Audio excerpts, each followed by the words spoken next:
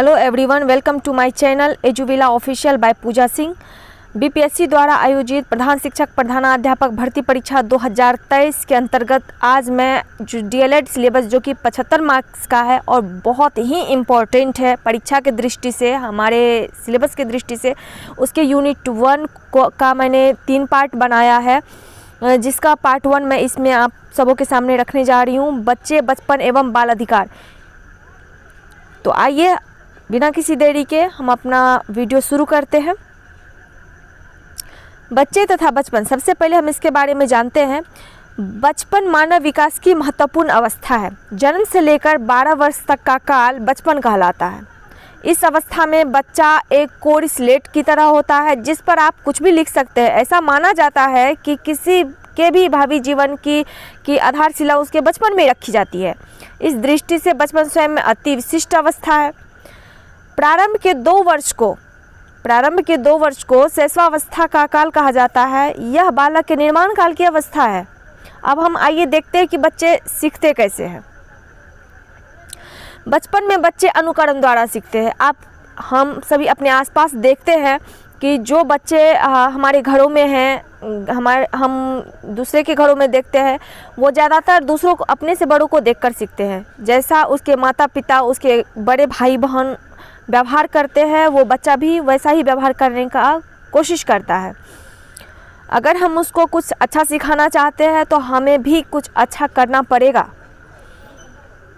बचपन के प्रथम 2 वर्ष में बालक के शारीरिक एवं मानसिक विकास की गति अति तीव्र होती है। बच्चा अपने परिवार में रहकर अपने परिवेश का ज्ञान अर्जित करता है, साथ ही उसमें सामाजिक गुणों का विकास होने लगता है। वह समाज को समझने लगता है। उसमें ग्रुप में खेलने की भावना तीव्र हो जाती है। बचपन के अगले 3 वर्ष की आयु तक बालक अपने हाथ पैर का प्रयोग, नवीन कौशल अर्जित करता है। उनमें जिज्ञासा की प्रवृत्ति बढ़ने लगती है। नई चीज़ों को सीखने की, नई चीज़ों को नई तरह से करने की, नए तरीके से सोचने की, इन सब की प्रवृत्ति 3 वर्ष की आयु तक बच्चों में बढ़ती है। साथ ही वह विभिन्न क्रियाकलापों में समन्वय स्थापित करने लगता है। अब देखिए, 6 से 12 वर्ष की जो अवस्था होती है वो बच्चों में बौद्धिक, नैतिक एवं सामाजिक सामाजिकता के विकास का होता है। इसमें ये तीनों विकास बहुत ही तीव्र गति से होता है। खोजी दृष्टिकोण एवं घूमने की प्रवृत्ति विकसित हो जाती है। मनोवैज्ञानिक दृष्टिकोण से बचपन की अवस्था भाषा सीखने की सर्वोत्तम अवस्था मानी जाती है। जितनी जल्दी हम दूसरे देश की, दूसरे जगह की भाषा नहीं सीख सकते हैं, बच्चा उतना ही जल्दी सीखता है। प्रसिद्ध मनोवैज्ञानिक कॉल एवं ब्रूस ने इसे जीवन का अनोखा काल कहा है। बच्चे तथा बचपन के अगला पॉइंट है सामाजिक, सांस्कृतिक एवं ऐतिहासिक समझ। उसमें अभी हम डिस्कस करने जा रहे हैं सामाजिक समझ को।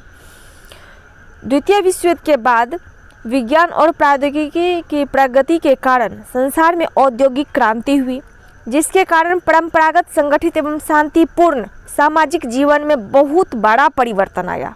लोगों के दैनिक जीवन में नवीन सुख साधनों का उपयोग बढ़ जाने से धन कमाना अत्यंत आवश्यक हो गया। साथ ही धन अर्जन तथा बढ़ती प्रतियोगिता के कारण कृषि में यांत्रिक प्रयोगों से गांव का स्वरूप परिवर्तित होने लगा तथा नवीन बस्ती एवं शहरों का निर्माण हो गया। औद्योगिक परिवर्तन से समाज की कृषि प्रधान रचना विखंडित होने के कारण बचपन व्यापक रूप से प्रभावित हुआ है।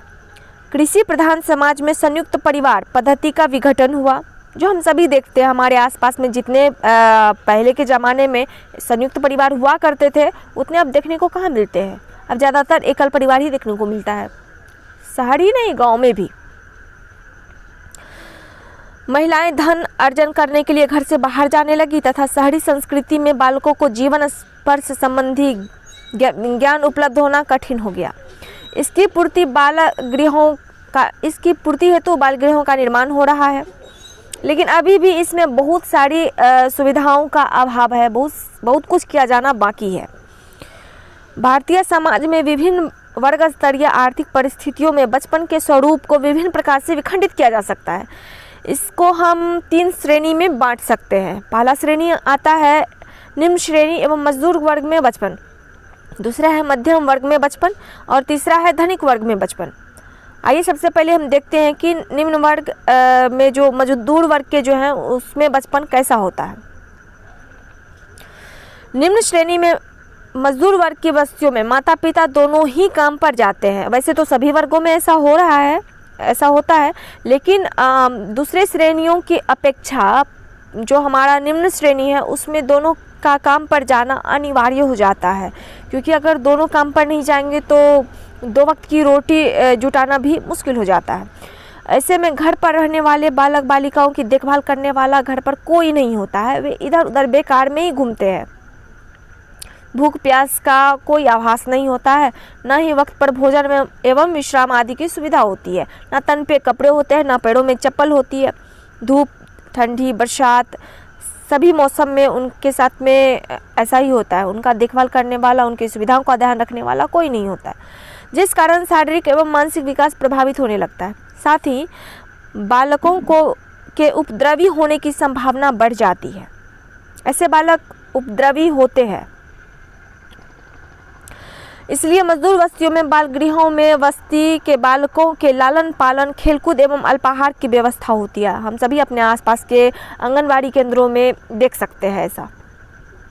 अब आइए देखते हैं मध्यम वर्ग में बचपन। ग्रामीण क्षेत्रों के मध्यम वर्गीय परिवारों के रोजगार पाने की कामना से शहरों में बसने के कारण शहर में जनसंख्या के दबाव से सुविधाओं का अभाव होने लगा। ऐसे में बालक बालिकाओं के विकास पर समुचित ध्यान देने के लिए पूर्व प्राथमिक विद्यालय की स्थापना अनिवार्य होने लगी। इस समस्या के समाधान हेतु गांव और शहरों में शिशुशालाओं का विकास हुआ, परंतु पर्याप्त भूमि एवं साधन सुविधाओं के अभाव में बच्चों के संतुलित विकास हेतु आवश्यक संसाधनों की सुलभता जटिल हो गई।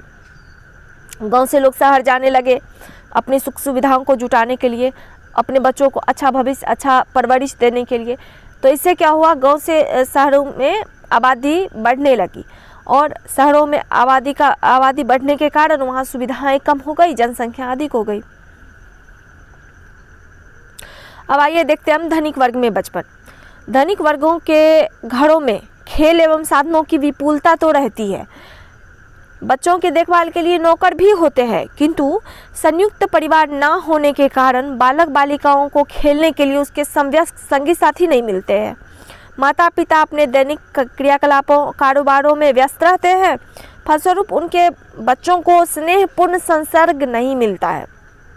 जो दादा दादी, नाना नानी, चाचा चाची और अन्य का प्यार, दुलार, ममता मिलना चाहिए, परिवेश मिलना चाहिए, वो मिल नहीं पाता है।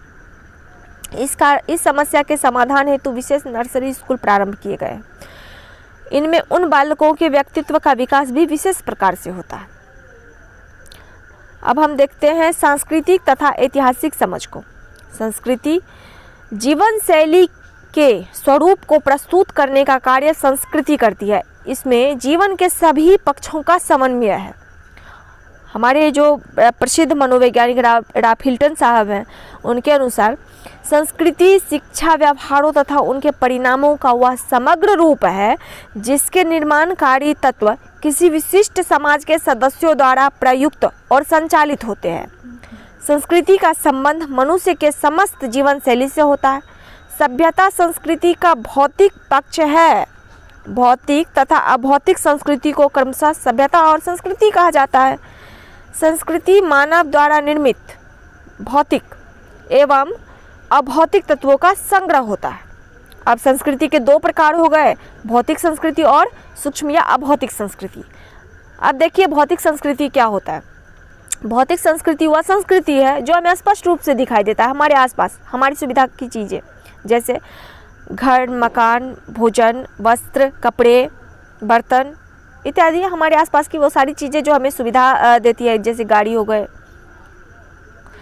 सूक्ष्म या अभौतिक संस्कृति धार्मिक, दार्शनिक विश्वास, विचार तथा मूल्य आदि सूक्ष्म या अभौतिक संस्कृति कहलाते हैं। भौतिक संस्कृति व्यक्ति के विचारों को अभिव्यक्ति प्रदान करती है। तो ये था हमारा बच्चे, बचपन एवं बाल अधिकार का पहला पार्ट। इसका दूसरा पार्ट भी जल्द अपलोड किया जाएगा, आप सभी इसको देखते रहिए। और जैसे ही ये तीनों पार्ट इसका ख़त्म होता है वैसे ही हम इसका MCQ लेके आएंगे। बच्चे, बचपन एवं बाल अधिकार से संबंधित जितने भी प्रश्न बनेंगे उस सभी का मैं MCQ आपके सामने रखने की पूरी कोशिश करूँगी कि एक भी प्रश्न छूटे ना। और आप सबों से भी आग्रह है कि बिना स्किप किए इस वीडियो को पूरा देखिए, और जिन्होंने पूरा इस वीडियो को देखा है उन सभी के लिए बहुत बहुत धन्यवाद। Thanks for watching.